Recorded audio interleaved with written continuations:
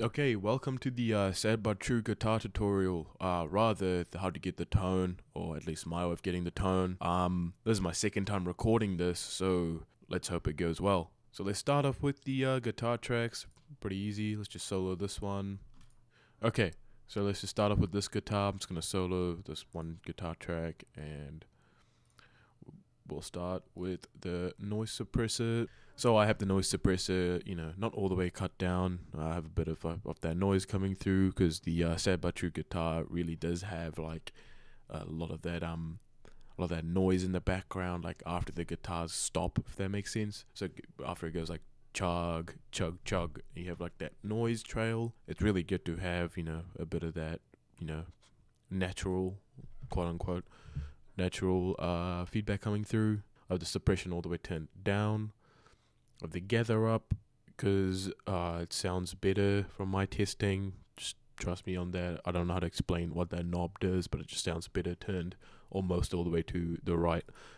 Next we have our amp. I have my input gain up, because you really want that the clean signal to be the thing that saturates the amp rather than turning the gain up. If you turn the gain up, it's going to get messy in the high end and like muddy in the low end. So I really have the gain up to like pretty much 1.5 or whatever, 3 o'clock. I have the gain on bright, just below noon. Bass, just above noon. Low mids at like 8:30, a bit below 9.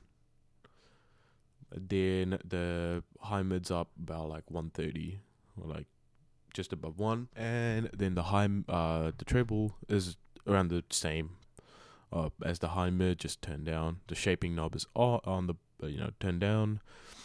Lead, same, just natural 12. It's at depth and presence are both at 3. Oversampling 4. If your DAC can't handle it, 2x. Mono output, same as like default, just noon. Yeah, that's about it. Then we go to our impulse response. No low pass, no high pass. Resonance at 80, which is in the sad but true impulse response. If you want that, I'll add that into the description. It's from the Vigilus, like 1.0 or 1.2, like golden Metallica IR pack. Yeah, the balance is all the way at, just the left channel. Routing is mono. Output, as is, everything else is default. That's it. Resonance is very important. It basically adds a lot more, like how powerful the cabinet response is. So like adds a lot more like low end, like crisp low end, and crispier high end. So I'll demonstrate that real quick.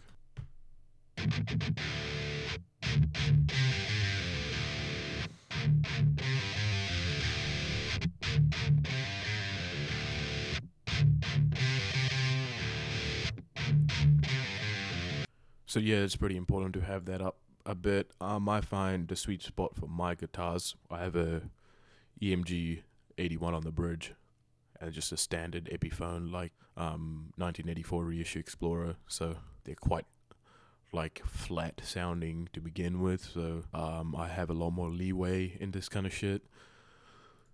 But if you do have passive guitars, or something that's a lot more brighter, passive guitars are usually, from my experience, more mid-heavy, so you can cut the low mids more, or the high mids more, and dial down the treble. Or if you're more of the shitty side of the passive pickup spectrum, turn the bass down, turn the highs up, and the high mids up a bit more, and just turn the presence down a bit. That's pretty much it for the guitar track on its own. Then I have all the rhythm guitars, including the overdub, like octave overdub guitars, going to the guitar bus along with all this rhythm shit. But I'll do this in another tutorial because this is something else that goes pretty in depth.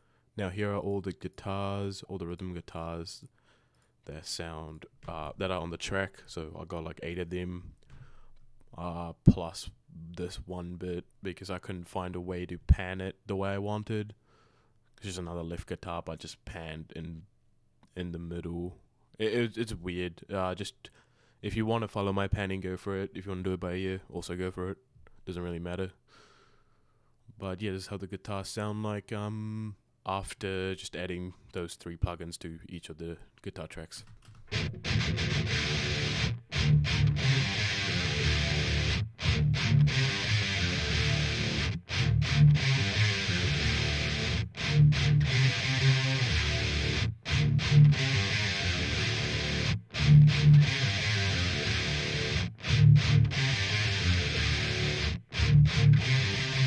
Anyway, so that's what the guitars sound like. Now let's go into the mastering bus. This is what it sounds like with the mastering bus on and off. You can hear how much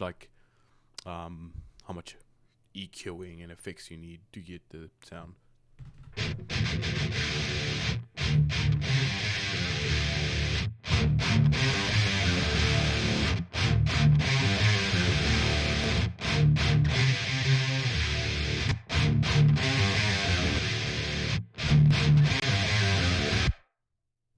Pretty drastic, eh?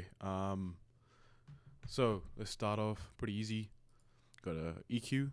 So the reason why I don't have any of the high or low passes, I don't like adding shit into the signal. I don't like having massive peaks and like massive peaks around the high end or the low end to, get it to sound good. I'd rather have it be overwhelming than cut it later. So here is the first band. It's at 137, pretty simple, like that low end where it starts getting all peaky and shit and sounds like trash sometimes. I have that dipped pretty far actually, 7.7 decibels, pretty narrow band at 0.5. Second band quite wide, just to get rid of all that high end, mid high end, high mids, because it's just not good. Yeah, so here's the next EQ, just a small dip at 80 hertz. Another quite significant dip actually at 412 at 330, but the significance is how wide it is. It's like a massive scoop taken out. Then another mid scoop here at 1850 at about 3 decibels, 0.9 pretty much. Once again, don't like the high end, it's too shrilly.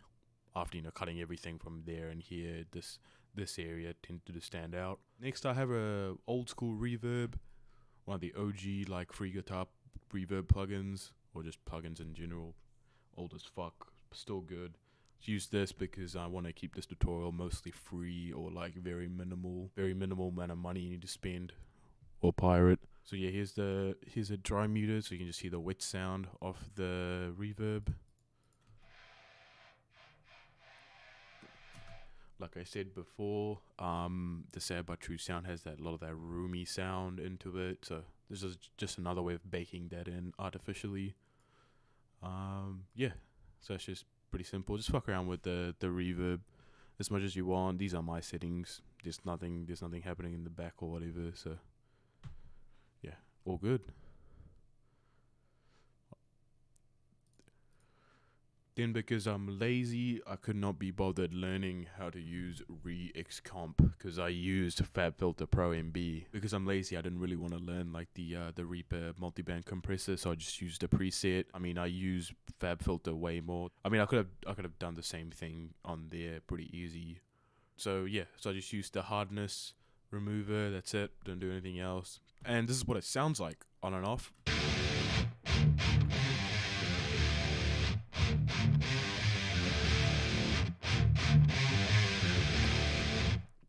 It really brings out the like wah sound of the guitar. I know I'm not really gonna get close to the original track, so I just kind of mess around and add my own texture to it, but still paying honor to like the original sound of the guitars.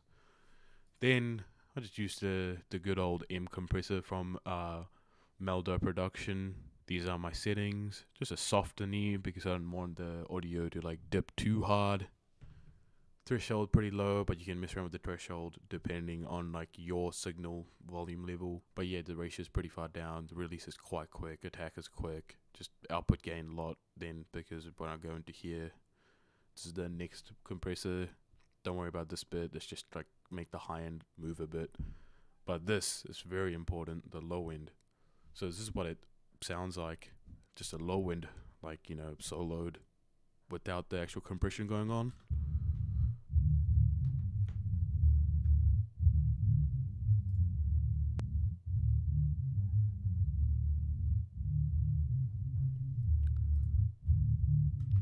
You can hear how like having this compressor onto this low end area really like dips the volume of like the wump wump, but like kind of makes it like more aggressive at the same time because it's compressing all that distortion and like grime with it. So yeah, it's really good. It cleans up the signal chain a lot. Like I'll just do it on and off.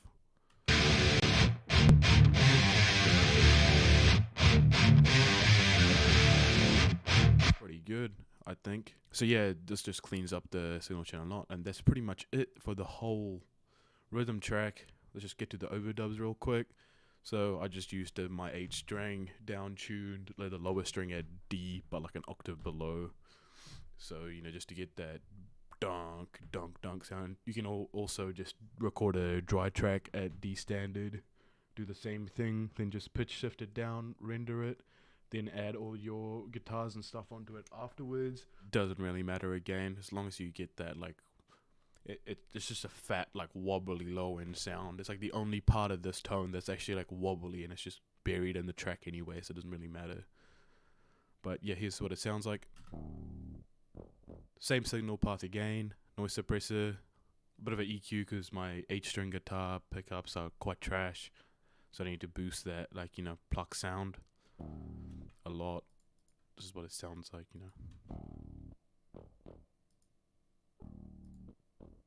Then add any amp you want in. I liked using this because it's really chunky. Then I used the Sad But True tone again, but the resonance at 100. That's what this sounds like. That's it. Also, this is all going to the same mastering bus, so you're hearing all those effects on it as well. Here's the effects I used on top of the amp and the other shit that I used on the Octave guitars. It's just a saturator. You can use any saturator you want, but don't have the shrilly high end. Yeah, I like that raw crackle because it's really quiet, like minus 13 decibels. Then the guitars themselves are also minus 5 because how loud I had the amp at. So it's very quiet in comparison to the rest of the guitars. And here's just an EQ just to cut out all that nasty low end from those wobbly as fuck 8 string guitars. A bit of a boost at 60 to actually have something there. Oh, I'll turn it on.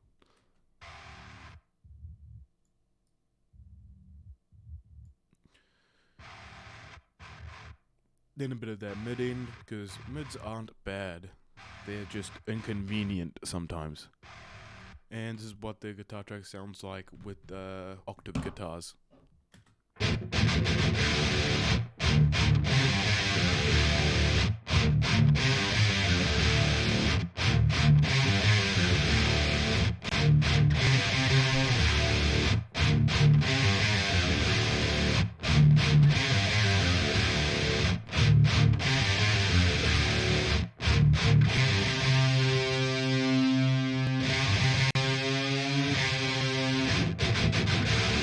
And that's pretty much the whole tone. If you're gonna add other shit in, like the lead harmonies, and your computer starts fucking freaking the fuck out, go to here, go to your main guitar bus, make sure everything is active, then just right click, render freeze tracks, render stereo stem tracks, and bada bing, bada boom, after like however so minutes, it should load the whole guitar track. And Bob's your uncle, you got a basic Sad But True sound. You can continue to edit it, EQ it, compress it, throw some drums, bass, vocals, and there you go, got a cover. Sweet as.